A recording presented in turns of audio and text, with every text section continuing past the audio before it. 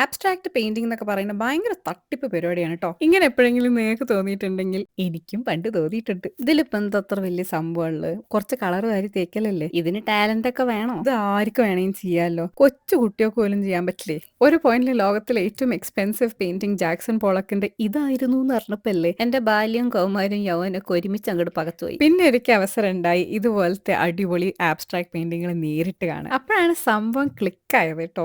ഇതില് ഭയങ്കര ഒരു ഇമ്പാക്റ്റ് ഉണ്ട്. ഞാൻ ഇടയ്ക്കൊക്കെ ട്രൈ ചെയ്ത് നോക്കിയപ്പോൾ മനസ്സിലായി ഇത് അത്ര എളുപ്പമില്ല. അങ്ങനെ ഇതാ വർഷങ്ങൾക്ക് ശേഷം ഞാൻ ആദ്യമായിട്ട് ഒരു ട്രൂ ആബ്സ്ട്രാക്ട് പെയിന്റിംഗ് ചെയ്യാണ്. കൊളായി. ഇത് ചെയ്യുമ്പോൾ ഞാൻ എന്റെ മൂക്കൊണ്ട് ഞാൻ വരച്ചു എന്നൊക്കെ പറഞ്ഞിട്ടുണ്ടല്ലോ, വുഡ് ബി ഒരു അണ്ടർ സ്റ്റേറ്റ്മെന്റ്. ഒരു സബ്ജക്റ്റ് ഇല്ല, ഫോം ഇല്ല, പ്ലാൻ ഇല്ല, എന്തൊക്കെയോ ആയിരുന്നു. ഓരോ ബ്രഷ് സ്ട്രോക്കും ഞാൻ പേടിച്ചാ ചെയ്ത. ഈശ്വര കൊളായോ. അങ്ങനെ കയറ് പൊട്ടിയ പട്ടം പോലെ പോയി എവിടെയും പോവാനില്ലാതെ ആയപ്പോ അവസാനം അങ്ങോട്ട് നിർത്തി. തെറ്റിദ്ധാരണയൊക്കെ മാറിയ സ്ഥിതിക്ക് ഒരു കാര്യം പറയാം. നേരത്തെ പറഞ്ഞ പോയിന്റിൽ ഒരു പോയിന്റ് എപ്പോഴും സത്യമാണ്. യെസ്, ഇത് ഏത് കുട്ടിക്കും ചെയ്യാൻ പറ്റും. ബട്ട് അതന്നെയാണ് അതിന്റെ ഡെമോക്രസിയും പവറും. കല എന്നും എല്ലാവർക്കും ആക്സസ് ഉള്ള ഒരു കാര്യമായിരിക്കും. ഒരു ചിത്രത്തിന് മൂല്യം ഉണ്ടോ എന്ന് തീരുമാനിക്കുന്നതും ഓരോ ഇൻഡിവിജ്വൽ ആണ്. ഞാൻ ഈ വരച്ചത് എനിക്ക് തൃപ്തിയായി ചോദിച്ചാൽ സത്യം പറഞ്ഞാൽ എനിക്ക് അറിയില്ല. ബട്ട് ഇതിന്റെ എക്സ്പീരിയൻസ് വാല്യൂബിൾ ആയിരുന്നു. ആബ്സ്ട്രാക്ടിന്റെ ഭംഗി അതന്നെയാണ്.